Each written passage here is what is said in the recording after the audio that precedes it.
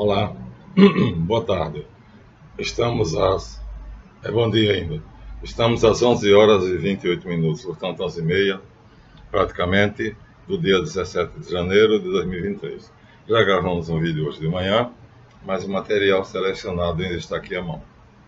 E aí, nós vamos aproveitar para dar continuidade à nossa gravação, mas esse vídeo será em privado, ficará em privado, só será liberado amanhã.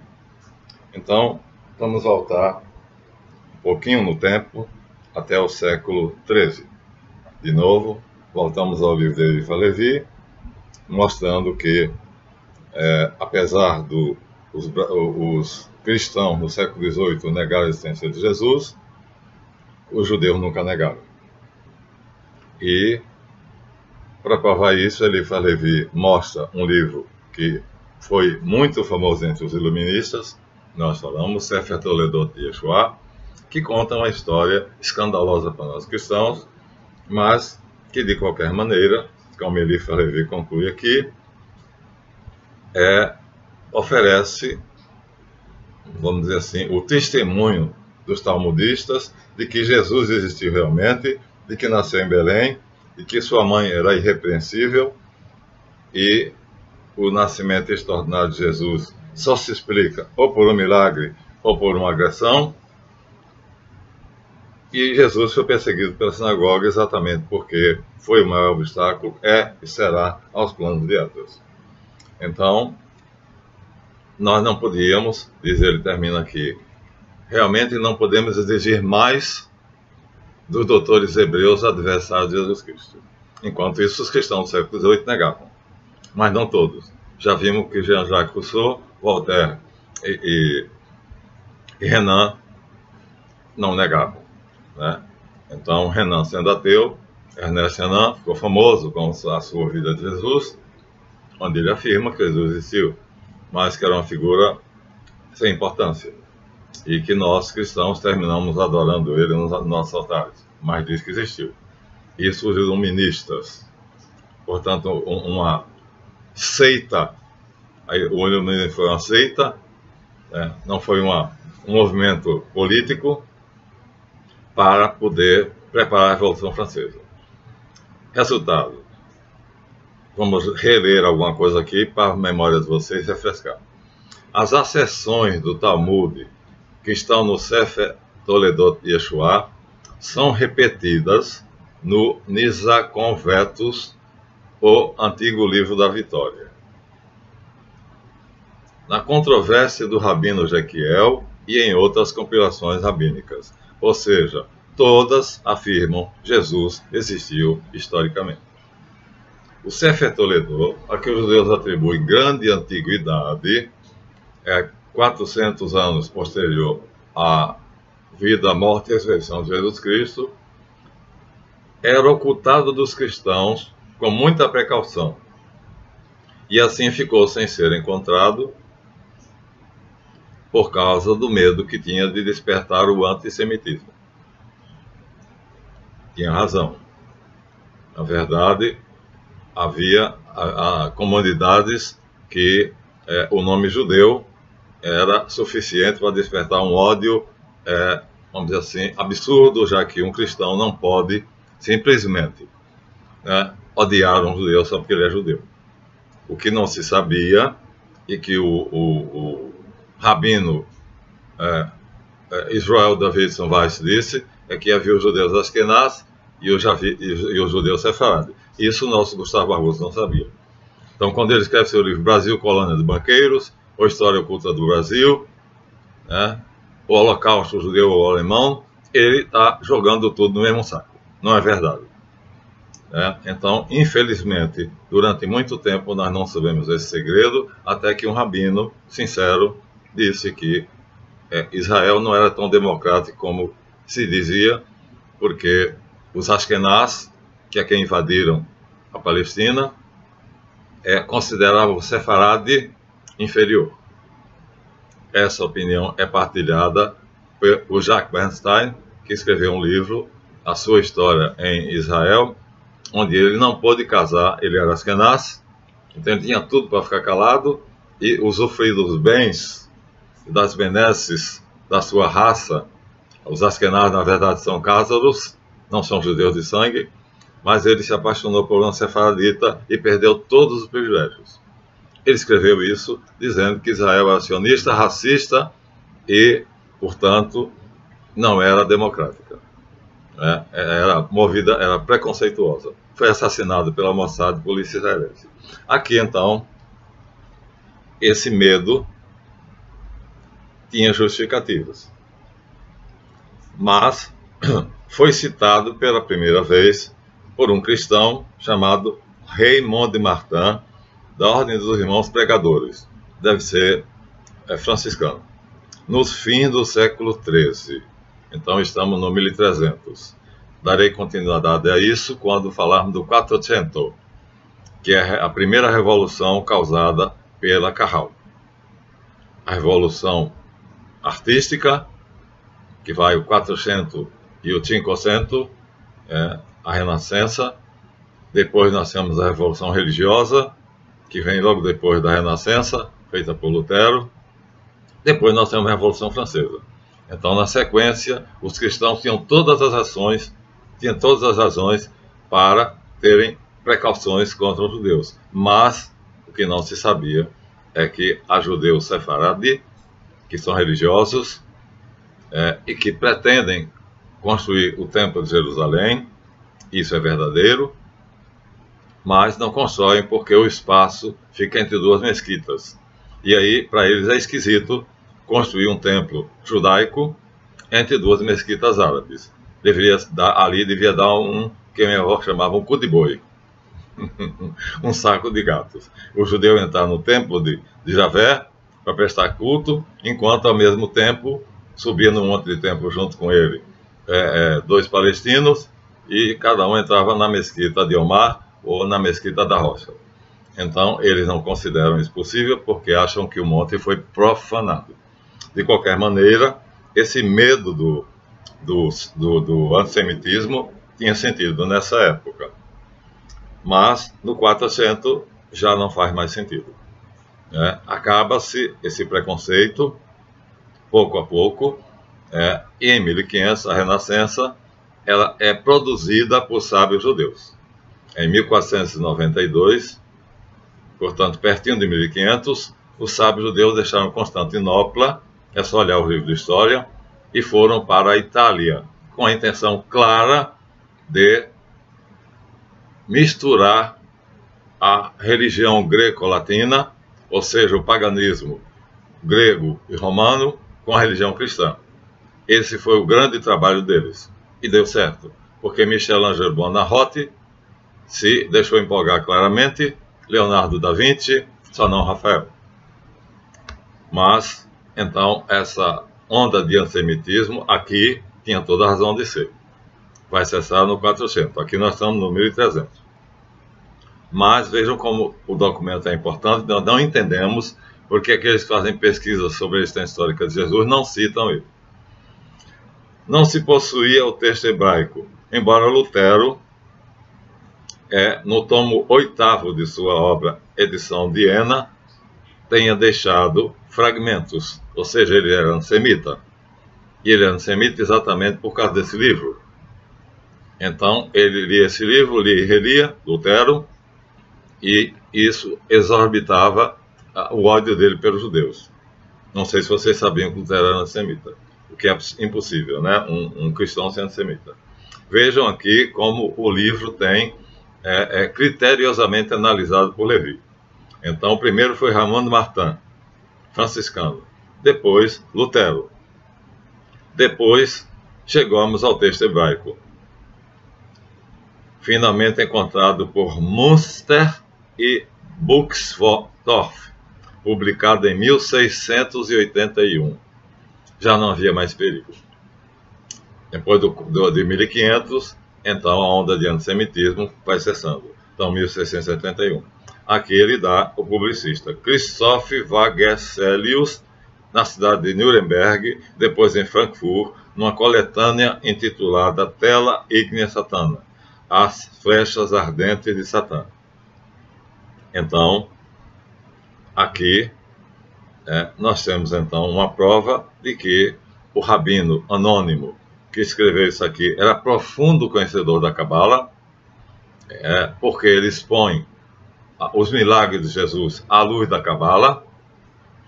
Só não se sabe quem é ele, não quis colocar o nome dele, mas é autêntico, porque encontrou-se a versão em hebraico quadrado, ou seja, sagrado. Então, não podíamos exigir mais dos inimigos de Jesus. Está aqui, quem quiser falar a verdade sobre o Jesus histórico, está aqui. Mais tarde falaremos sobre o Jesus da fé, que querem dividir em dois. Mas, por que é que havia essa possibilidade de antissemitismo? Havia essa possibilidade porque, na verdade, o Vaticano tem o maior serviço de informações do mundo. A confissão auricular. Quando alguém diz a um padre no confessionário um segredo, se aquilo for do interesse do Papa, ele comunica ao Vaticano. Não diz exatamente em detalhes quem foi, mas comunica o fato, ou seja, conta o santo, não diz a missa. Ou contrário, reza a missa, mas não conta o santo. Então, nós vamos ler aqui uma coisa interessante. O mesmo livro ainda de Isaac Jackson, eu vou ver no tomo 1 o que é que ele fala de Jesus. Tá? Desde ontem que eu estou pensando em fazer isso, mas não fiz. Então, vamos ver aqui o papel dos Rothschild no Brasil. Está na página... Estou disputando o livro com as traças, né? Já falei para vocês. Mas eu vou ganhar, porque eu tenho outro tomo. Tem um tomo mais novo, mas ele está todo marcado. 61. Então, na página 61, está escrito assim. Os Rothschild tomaram parte, vou ler bem devagar, em todas as iniciativas destinadas a ampliar o progresso industrial, marítimo e ferroviário, não só na Europa, como na Ásia, na África e na América. Então tinham dinheiro pra cacete, né? Vocês viram aqui, na leitura passada, que os banqueiros da época, já século XIX, eram Seligman, Oppenheimer, Haber, Speyer, Bertman, Warburg, Einstein, Goldsmith, etc., mas em breve foram todos ultrapassados pela fortuna do Rothschild. O que é que o Rothschild fez? Comprou o mundo. Então nós não podemos reclamar.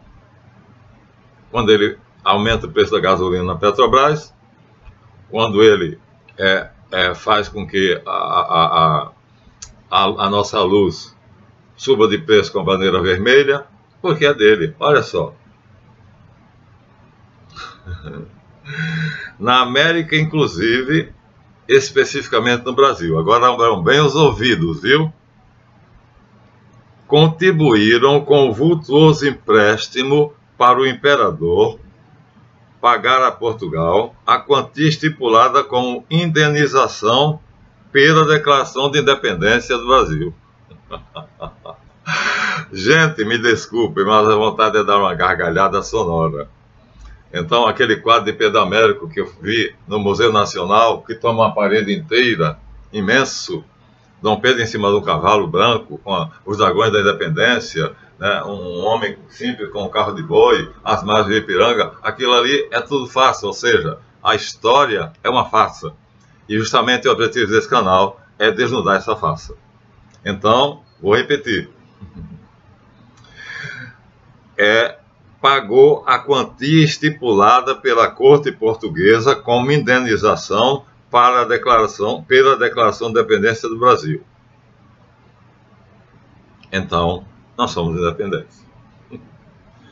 Então, quando o padre Vitor Miracapilo, na época em que os militares governavam o Brasil, ele foi convidado a realizar uma missa em ação de graças pela independência do Brasil. Ele negou-se. Porque ele conhecia isso. Ó, gente, está aqui. Muito brasileiro não sabe disso. Pensa que realmente o príncipe Dom Pedro I ergueu a espada e disse independência ou morte. Não houve morte porque não houve independência. Então ali ele está dizendo, a quantia exata, eu tenho um trabalho que diz, e vou ler para vocês, quando foi que ele pagou. Então, desde então, nós pertencemos a quem? E esse empréstimo foi pago com o ouro das minas de Ouro Rico, Ouro Preto, e vai aí, Vila Rica, aliás, Ouro Preto e por aí assim. Gente, é o cúmulo da vergonha você ser brasileiro e saber que o príncipe Dom Pedro, ainda jovem adulto, foi chamado pelas cortes portuguesas, dominada pelos carbonários, para voltar a Portugal sob a desculpa de que era para completar sua educação. Porque era grosso, não parecia um nobre. Na verdade, o que eles queriam era que o Brasil voltasse a ser colônia para vender aos Rothschild. Porque todo o pau-brasil que existia no Brasil foi cortado pelo Rothschild e levado para a Europa e vendido a preço de ouro. Porque era madeira de lei valiosíssima na Europa. E aí, Rothschild deu ao seu braço direito, na época, uma ilha que ainda hoje existe, lá perto do nordeste do Brasil, chamada Ilha de Fernão de Noronha.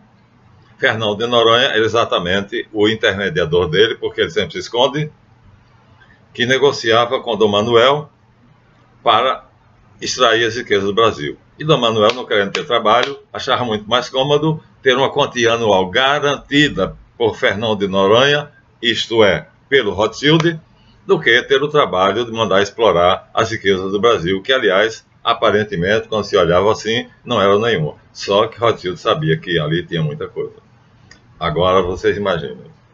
Quando eu olhar agora, se eu voltar ao Museu Nacional de Belas Artes e olhar aquele quadro de Pedro Américo, e quando vocês virem isso, vocês vão entender a atitude do padre Vítor Miracapilo, que foi expulso do Brasil pelas Forças Armadas, porque negou-se a celebrar uma missa na capela do Palácio do Governo, homenageando a independência do nosso país. Agora ele já voltou, está no Diocese do Ceará, já velhinho, mas foi peitudo, italiano, e ele disse: não vou celebrar a missa daquilo que não aconteceu. E aí os generais Geisel, quais são os outros, hein?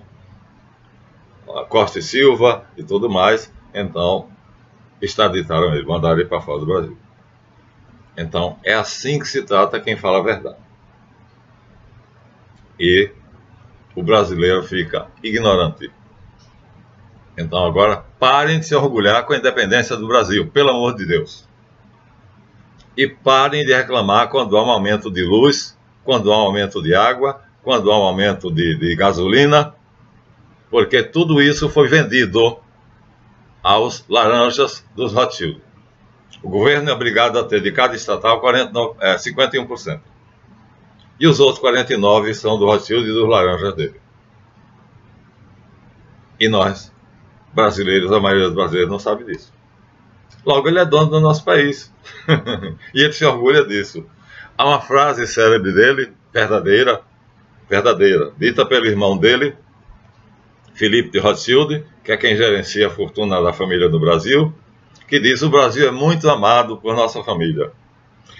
Nós temos um edifício na Suíça, onde tem vários andares, e cada andar tem uma grande tela, onde os experts em economia fazem os cálculos para saber em quais ações nós devemos investir mais. Mas o Brasil tem um andar todo só dele, porque a nossa amizade com o Brasil data de longo tempo. Me permitam dar uma gargalhada. Bom, agora, então, depois dessa preciosidade aqui, dita por ele, nós temos uma segunda que eu tenho dito, mas não tenho provado. Agora eu vou provar. Nós temos aqui o nome de um grande rico chamado Montefiore. Está aqui, está marcado.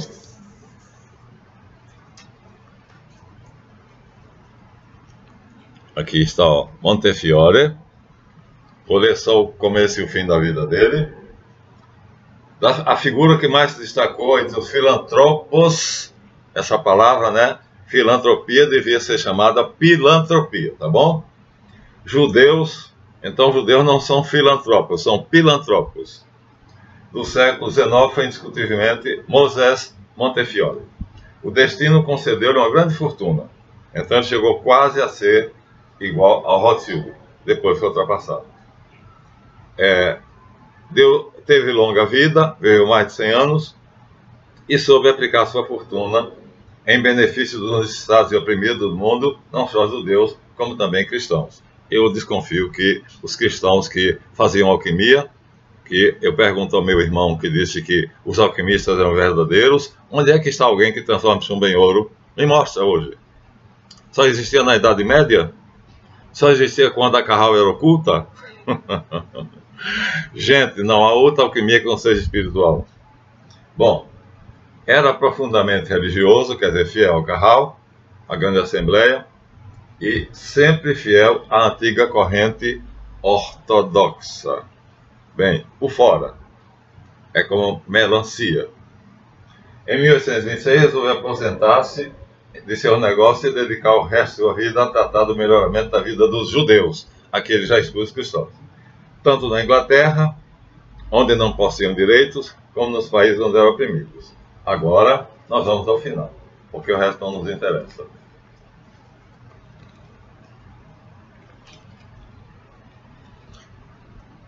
Sua impecável religiosidade encontrou, ainda em vida, muitos judeus dedicados. Veja, o plano de Esdras era esse: coloque os homens mais influentes e ricos nos postos certos, e nós dominaremos o mundo. Isso é a teoria de Gramsci, criticando Marx. Collor tentou, não deu certo no Brasil, né? Morreu em 1885, aos 101 anos de idade, chorado por milhões de judeus do mundo inteiro, que sabiam que ele era seu grande protetor e o denominavam o rei dos judeus. Aqui. O denominavam o rei dos judeus. Os judeus têm um rei no exílio. Esse rei, hoje, se sabe que é o clã de Rothschild, sai do clã de Rothschild. Está aqui, ó. Desde a Babilônia, o exilarca, o rei do exílio. E muita gente não sabe disso, e quando eu falo do desgraçado, satânico do clã de Rothschild, acham que eu estou apenas querendo ser antissemita. Então, agora vamos diretamente a um assunto interessante.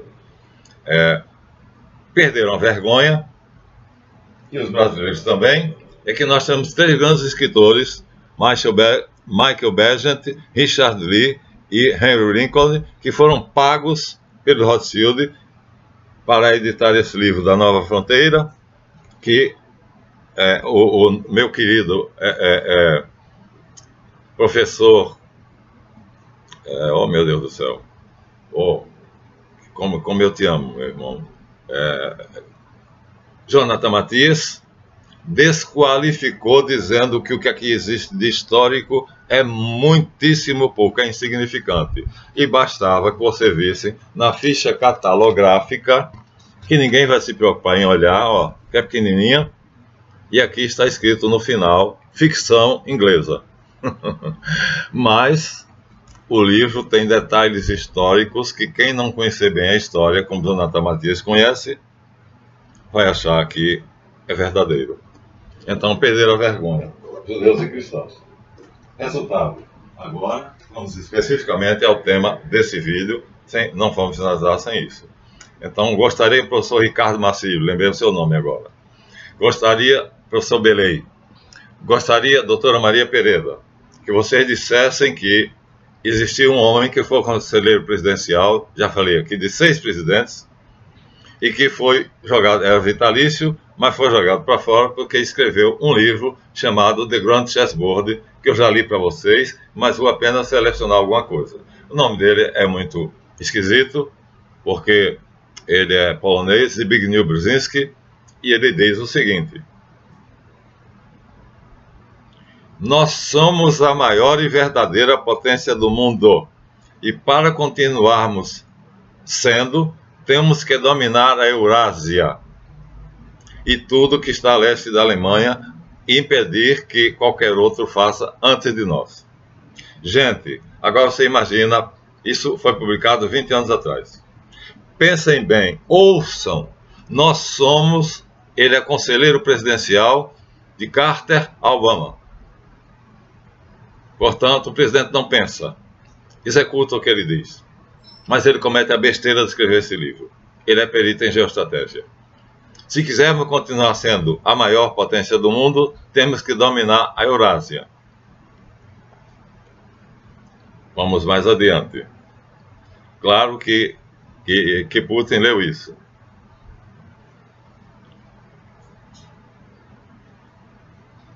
De novo ele repete, temos que controlar a Eurásia.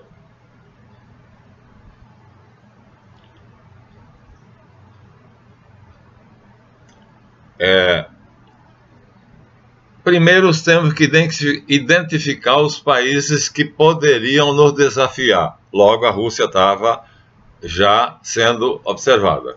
Nós vamos ler aqui para vocês 5 capítulos que eu captei de um seminário, de uma exposição de um agente secreto russo, em 5 capítulos, mostrando o detalhe do plano de Brzezinski. Então, identificar os países que poderiam nos oferecer perigo, entender o que as elites querem. Por isso que existe uma imoralidade no Brasil que eu não entendo como é que se aceita. Não se pode legislar em causa própria. Isso é base do direito. No entanto, o Tribunal Superior, STF, Supremo Tribunal Federal, diz quanto quer ganhar. E aí, quem controla o STF é o Senado. Mas acontece que o percentual que eles se dão vai automaticamente para o Senado e vai para o Congresso todo. Mas dirão, isso é largamente imoral. E quem disse que o poder econômico mundial está preocupado com a moral? Ele ainda diz assim, e dar a essas elites o que elas querem. Agora estão dando a cabeça de ovo que ele quer, muito poder, né? Ele é patocrata, ele sofre de uma doença chamada ponerologia, e formular maneiras diferenciadas de dar uma rasteira, cooptar e controlar os mesmos. Minha gente, o que vocês acham que Vladimir Putin sentiu e o que ele planejou ao ler isto?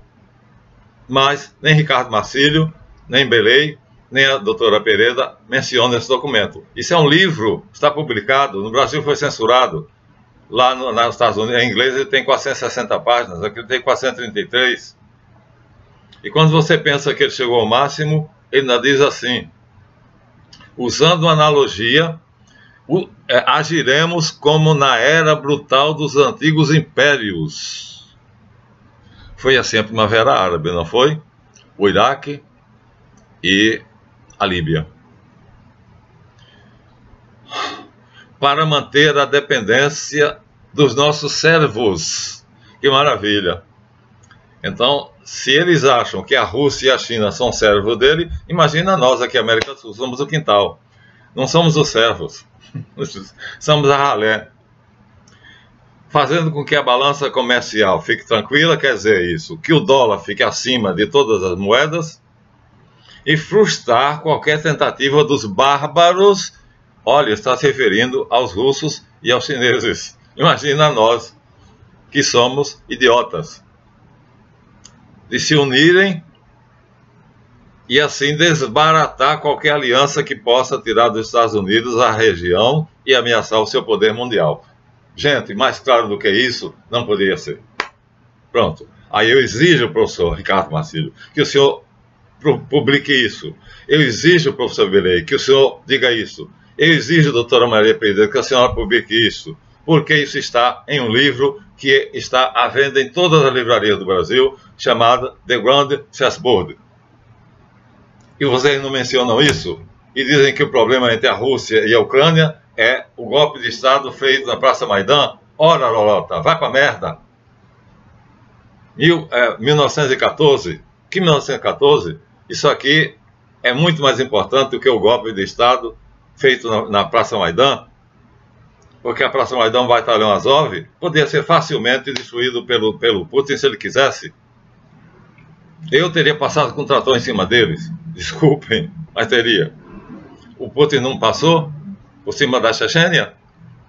Os heróis da Chechênia que queriam a independência da Chechênia quando ele chegou ao poder, né, na Rússia, 2 anos depois do governo de Boris Yeltsin, disseram que a Chechênia só se manteria pertencente à Federação Russa se o governo russo passasse por cima dos cadáveres dele. Simplesmente ele mobilizou todos os tanques de guerra e passou.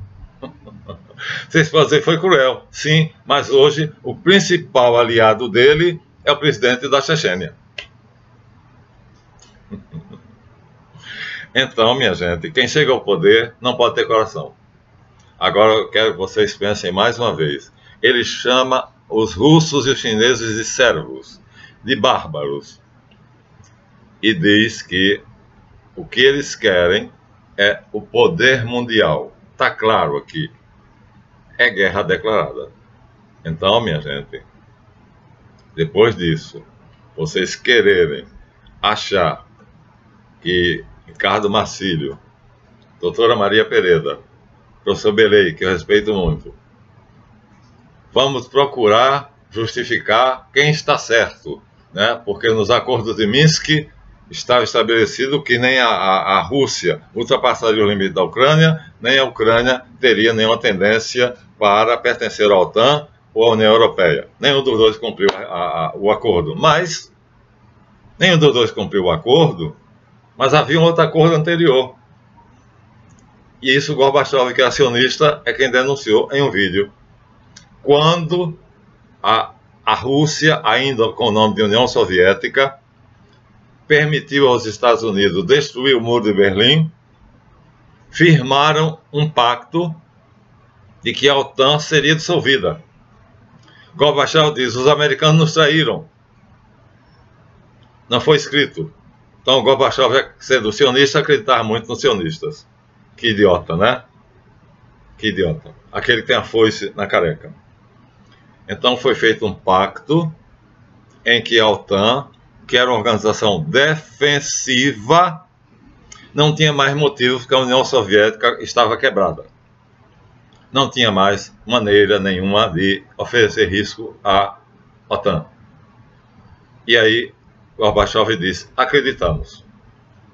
E aí devolvemos aos Estados Unidos e à OTAN, né, a Europa Oriental, a Alemanha Oriental, e esperamos que eles dissolvessem a OTAN. Não só não dissolveram, como Brzezinski publicou aquele livro. Então, tudo no sionismo é farsa, hipocrisia, mentira, perversidade, fraude. Essa denúncia é feita pelo Gorbachev. Agora eu pergunto, por que, Ricardo Marcílio, você se fixa na Praça Maidan e no Batalhão Azov e diz que não sabe, em geoestratégia cada país procura a sua conveniência? Você por acaso não sabe que na praça existe esse livro? Já existe em português, leia. Então não foi o episódio da Praça Maidan de 2014 quem causou o problema. Em 2013, Putin já tinha garantias do presidente legitimamente eleito da Ucrânia de que não tenderia para a União Europeia nem para a OTAN. E por isso ele sofreu um golpe de Estado. Por quê? Porque George Soros, né, que na verdade não tem nada de Soros, é Schwartz, é judeu, e todo judeu sempre usa nome falso, e o nosso queridíssimo amigo Rothschild deu a ele a América do Sul. Assim. Então agora tudo está acontecendo na América do Sul, minha gente. Vocês podem analisar à vontade, mas sem esquecer uma coisa. Já é do George Soros Jr., porque o pai já está gagá, se aposentou. Deixou com o filho, porque o filho tem a mesma perversidade e a mesma sagacidade dele. E Armínio Fraga foi deixado de lado, que era o mediador. Armínio Fraga foi considerado pelo Senado, numa entrevista quando ele foi nomeado presidente do Banco Central. O Senado sabatinou e chegou à seguinte conclusão: esse homem é agente do capital estrangeiro no Brasil. Aí ele foi morar nos Estados Unidos. Agora está aposentado em São Paulo, morando vizinho da casa de Michel Temer. Então, ele era o chefe. Então, a hierarquia era Rothschild, George Soros, quer dizer, Rothschild, chefe do mundo todo, dono do planeta, tanto assim que MS King coloca o nome Planeta Rothschild, dá ao seu laranja o que ele quer. Então, a América do Sul é George Soros, o filho de Soros tem a mesma inteligência, afastou Arminio Fraga, já não serve mais para nada, só se viu enquanto o Temer era vice-presidente da Dilma, mas ele está gastando os 5 bilhões de reais que ele roubou, segundo Ciro Gomes, na Europa, porque foi nomeado embaixador do Líbano. Ou seja, eles premiam aqueles que são fiéis. E o Barbudo voltou ao poder exatamente porque o Fórum de São Paulo agora vai ser posto em ação. Aposto que sim. Porque o que acabei de ver a vocês disse: nós temos que ter o controle do planeta. É isso a Carral hebraica. E vocês duvidam então que eles tenham? Montefiore, ali está claramente dito que era o rei dos judeus no exílio. Ou seja, enquanto os judeus não tiverem um palácio em Jerusalém, no Monte do Templo, enquanto eles não destruírem as mesquitas árabes e construírem um templo, e a maçonaria fala sempre na construção, reconstrução do templo, reconstrução do templo, reconstrução do templo, achando que é simbólico, mas na verdade é o sonho dos judeus.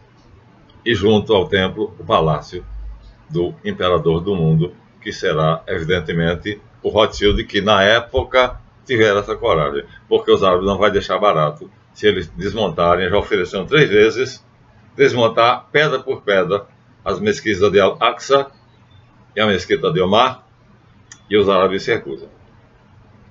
O mundo teria uma onda de terrorismo jamais vista, porque o muçulmano dá pouco valor à vida. Até porque Maomé prometeu que ele terá 10 virgens no céu. Eu tenho que rir. Como é que você acredita num livro religioso que diz que Alá dará aquele que morrer pela causa religiosa, terá como prêmio 10 virgens no céu? Ora, Jesus Cristo diz o contrário. No reino de Deus não é bebida, não há bebida, não há comida. Todos são como anjos. Então o Alcorão não tem nada a ver com o Evangelho não tem nada a ver com o Alcorão. Mas ambos têm a ver com o Antigo Testamento.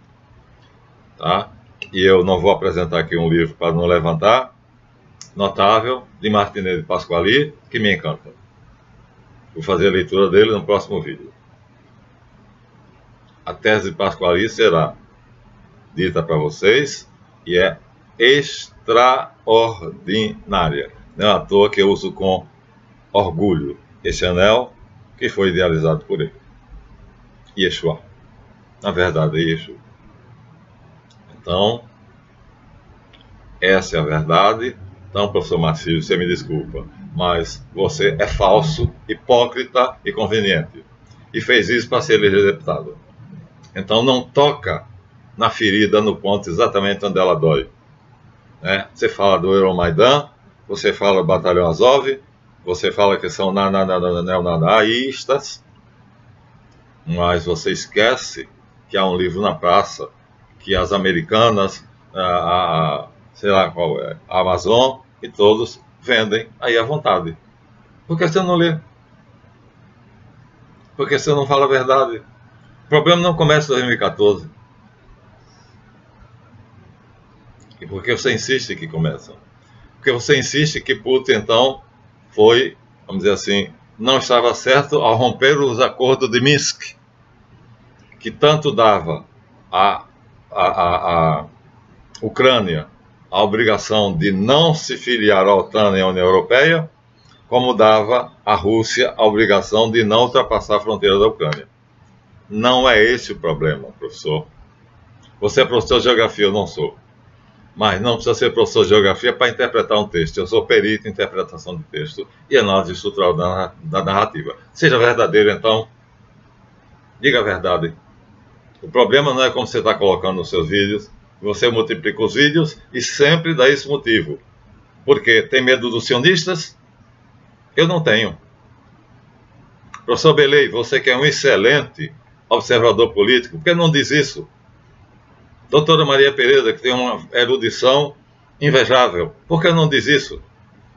Ou será que dirão? Agora é difícil, né? Porque com presidencialismo jurídico, então nós temos agora um ditador que faz o que quer. E aí, esse é o regime par excellence dos membros da Carral judaica, a tirania. E nós estamos debaixo, já há 2 anos, da maior tirania. E todo mundo sabe quem é o tirano, vozes se erguem contra ele, mas ninguém tem o poder de tirá-lo do seu lugar. Não é interessante? Por aí vocês têm uma ideia de que Brzezinski foi afastado do cargo porque falou demais. Mas o que ele disse fez com que Putin se armasse e invadisse a Ucrânia. Agora, digam isso. Mostrem esse documento. Digam que existe o livro. E que Putin não podia ficar de braço cruzado esperando que a OTAN invadisse a Eurásia. A diferença desse canal é essa. Nós falamos a verdade. E aquele que está com a verdade ouve a nossa voz. Obrigado a todos que têm contribuído. Não faltam aqueles que têm nos dado palavras elogiosas, né? Mas a única coisa que nós temos é literatura sobre o assunto. Não falamos nada nosso. Mostramos tudo que nós lemos aqui. E vamos mostrar mais no próximo vídeo. Vou mostrar a Análise Martinez de Pasquali para gozo, gáudio e, vamos dizer assim, uma possibilidade que poderia fazer com que o mundo hoje estivesse em paz. Homem notável. Eu acho ele maior do que Claude Saint-Martin. Até o próximo vídeo.